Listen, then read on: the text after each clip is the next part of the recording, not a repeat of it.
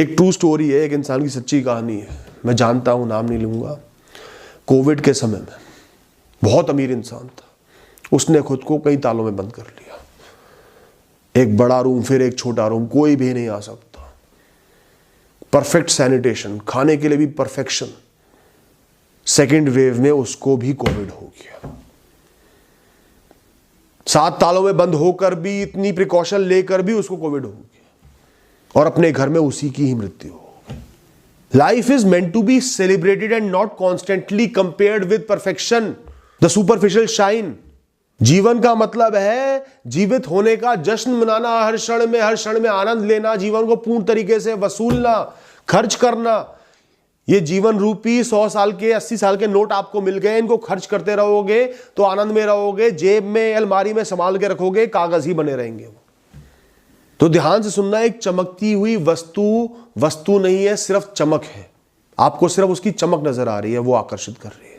और जिस वस्तु में चमक नहीं है वो एक्चुअल में वो वस्तु है, उसके कर्म है, उसके मायने हैं। तो आपने अगर वो चमक खो दी ना, वो वाइब्रेंसी खो दी यूथ वाली, तो अब आपके कर्मों के मायने, आपके फैसलों के मायने, जीवन को कैसे जी रहे हो अब उसके मायने हैं दोस्तों।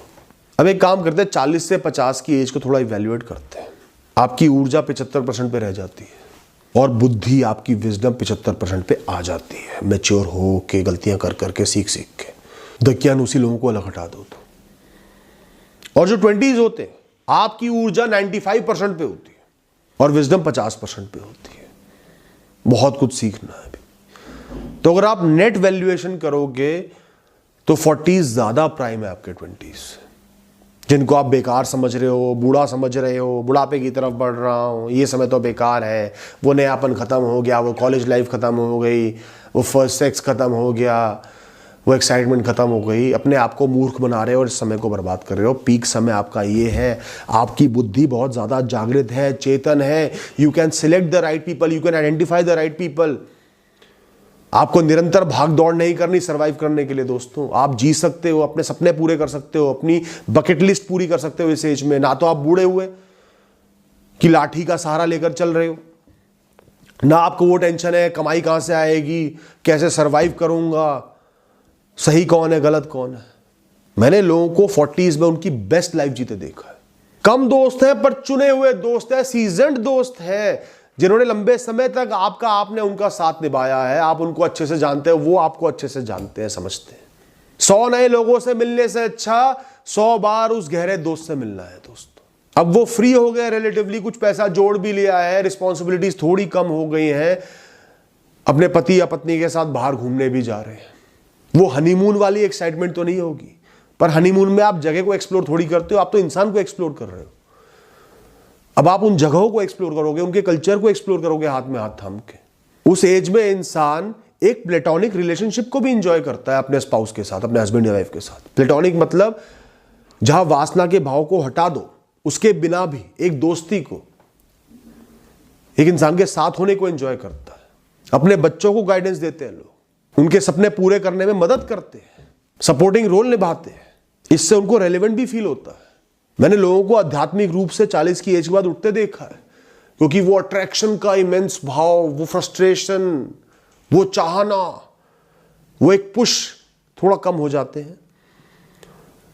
दुनिया की माया आपको अंधा करना कम कर देती है, उसकी रोशनी चमक कम हो जाती है। आप अंतर्मुखी हो पाते हो, खुद से जुड़ पाते हो, जो आप हो, जो आपकी आत्मा है, इस दुनिया की माया से, बदलती परिस्थितियों से अलग जो आप हो, थोड़ा ऊंचा उठ पाते हो, डिस्कनेक्ट हो पाते हो, जो आपको मुक्ति का सुख देता है, चरम सुख नहीं देता।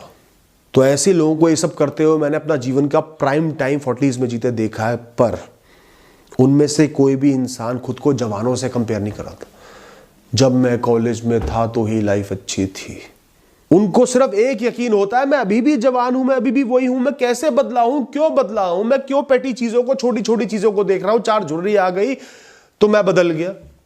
वो एजिंग को देखते ही नहीं, वो अपनी ऊर्जा को देखते हैं। मैं काबिल हूं ये करने के, ये मैं कर सकता हूं तो मैं इसको कर लूंगा। दोस्तों आप वो छोड़ो, मैंने तो 70 साल के लोगों को मस्ती करते हुए देखा है, ग्रुप बना के तीरथ पे जा रहे हैं, हर दिन पार्क में बैठ रहे हैं, एक्सरसाइज कर रहे हैं, योग कर रहे हैं, एक दूसरे के यहाँ चाय पार्टी कर रहे हैं, फुल एक्टिव है, पार्ट टाइम काम कर रहे हैं। मैंने अपने नाना जी को देखा, गवर्नमेंट से अच्छी पोस्ट से ऑफिसर बन के रिटायर हुए, ईमानदार थे, जिम्मेदारी ज्यादा थी तो ज्यादा पैसा नहीं था, रिटायर होते ही उन्होंने जॉब ज्वाइन कर ली, ईगो को भी साइड में रख दिया। मैं ऑफिसर था, अब जॉब ज्वाइन कर रहा हूं, किसी के नीचे काम कर रहा हूं। और काम भी ऐसा था, महीने में 15 से 20 दिन ट्रैवलिंग का, अलग अलग स्टेट्स में जाना, कभी फ्लाइट, कभी ट्रेन, कभी बसों में भी जाना। 73-74 साल तक उन्होंने काम करा, उसके बाद भी उन्होंने काम नहीं छोड़ा। उनकी शारीरिक स्थिति इतनी खराब हो चुकी थी, सुनना बहुत कम कर चुके थे, एकदम से चक्कर खा के बेहोश हो जाते थे, कई इश्यूज आ गए थे। तो उस कंपनी के एमडी ने उन्हें कहा कि वो आपको जैन साहब रेस्ट करना चाहिए। तब जाके वो घर पर बैठे। उन्होंने तो कभी एज कैलकुलेट करी ही नहीं, हमेशा कर्मों की मस्ती में मैंने उन्हें झूमते हुए देखा, बेपरवाह देखा, चौड़े देखा। पता नहीं हम लोग इतनी चिंता में क्यों डूबे हुए हैं। ठीक है, आपका मेनोपॉज भी होगा, सेक्स ड्राइव भी कम होगी, हार्मोनल इश्यूज भी आएंगे, बाल भी कम होंगे सर पर से, कुछ क्रोनिक इश्यूज भी आ जाएंगे, लग जाएंगे साथ में, बीपी, डायबिटीज, पेन, थकान भी ज्यादा होने लगेगी। पर पहली बात, आप इसको फेस नहीं करोगे तो कौन करेगा आपके लिए? आप अपने जीवन की कहानी को पूरी नहीं करोगे तो कौन करेगा आपके लिए? किसी को अपने पास नौकरी पे रख सकते हो क्या? भाई बुढ़ापा तू देख लियो, नहीं कर सकते ना। बचपन देखा है, बचपन में डायपर में एक्सक्रीट करा है, तो बुढ़ापा भी तो आप ही ने देखना है ना। आपको भूख लगी, आपको भोजन मिला, आपने भोजन खाने का आनंद लिया, तो एक्सक्रीट भी तो आप ही करोगे, उस मैले को आप ही तो बाहर निकालोगे। आप पैदा हुए थे तो आपके लिए मरेगा कौन? आप ही तो मरोगे ना। जितना जिस चीज को रेजिस्ट करोगे, उससे भागोगे, उतनी वो ताकतवर आपकी नजरों में बनती चली जाएगी, उतना ही वो आपको दुख देती चली जाएगी। जितना जिस चीज को इग्नोर करोगे, उसके साथ जीने का कमिटमेंट कर लोगे, बहते जाओगे, वो चीज आपको अफेक्ट नहीं कर पाएगी। और इन सब चीजों के लिए आप बहुत कुछ कर सकते हो, आप एक्टिव हो सकते हो, नए फैसले ले सकते हो। नहीं मुझे रेगुलर वॉकिंग करनी है, योग करना है, खान पान पे ध्यान देना है, समय से दवाई लेनी है जिस चीज का issue. 40s and 50s is about managing your life. अब तो ये खेल इंटेंस हो गया है, अब आपको खुद ध्यान रखना है ताकि आप एक बहुत अच्छे स्टेट में एग्जिस्ट कर पाओ। आप इतने कैपेबल बन गए हो, इतने मैच्योर बन गए हो कि खुद को हैंडल कर पाओ। 20s में इंसान नहीं कर पाता, वो जोश में होता है, अंधेपन में होता है। तो कोई भी इशू है उसको मैनेज करना है, उसके रहते हुए एक बेस्ट स्टेट अचीव करनी है, यह आपका नया मकसद है। और ज्यादातर इशू ऐसे होंगे, अगर आपने उनको ढंग से मैनेज कर लिया तो वो इस स्थिति में आ जाएंगे कि उनकी एग्जिस्टेंस ही नहीं होगी, वो प्रतीत ही नहीं होंगे, वो इतने कम हो जाएंगे। जीवन की अलग परिस्थिति है, अलग काम है। 15-16 साल की उम्र में वो कठिन कठिन फॉर्मूले रटने पड़ रहे थे, आज दवाइयों का, सेहत का ख्याल रखना है थोड़ा सा। तब वो भी बुरा लगता था, आज ये भी बुरा लग रहा है। दोस्तों, जीवन का मतलब है दुखों से भरे हुए कमरे में से अपनी खुशियों को छीन लेना। पूरे दिन आनंद के विषयों से भरे रहना जीवन नहीं है दोस्तों। आपके जो 40s है ना, वो आपका 2.0 वर्जन है, आपकी नई जवानी है, आपके जीवन की नई शुरुआत है। जीवन के डायनेमिक्स अब आपको बदलने हैं, जीवन जीने के तरीके में बदलाव लाना है।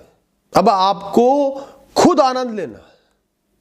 जीवन के प्लेजर इतने महसूस नहीं होंगे तो आपको खुद ढूंढना है, मेरे लिए यह आनंद का विषय है।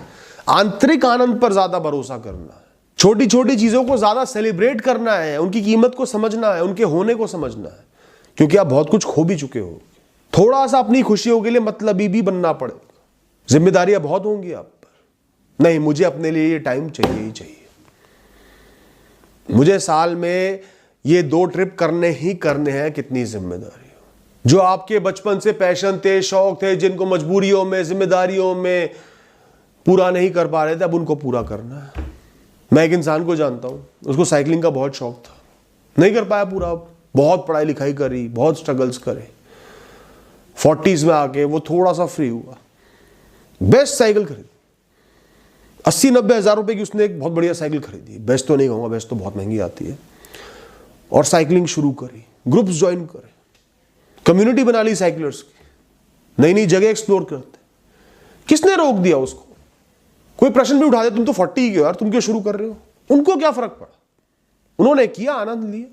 और सबसे अच्छी बात यह है कि इस एज में आप पे एक्सपेक्टेशंस नहीं होती, क्योंकि बहुत यंग एज में शुरू करते हो ना, तो देश का बेस्ट बनना है, क्रिकेट खेलना है तो भाई इंडिया के लिए खेलना है, वो एक अलग ड्राइव होती है, लेकिन वो आपको कॉन्स्टेंटली चिंता में रखती है कि मेरे को इसका करियर ही बनाना है। और 40s में आके आप रिलैक्स होते हो, आनंद लेना है इस चीज का, मजे लेने हैं, सीखना है, बेहतर बनना है, पर आनंद लेना है, लाइफ को एक्सप्लोर करना है, कुछ ज्यादा खोने को नहीं।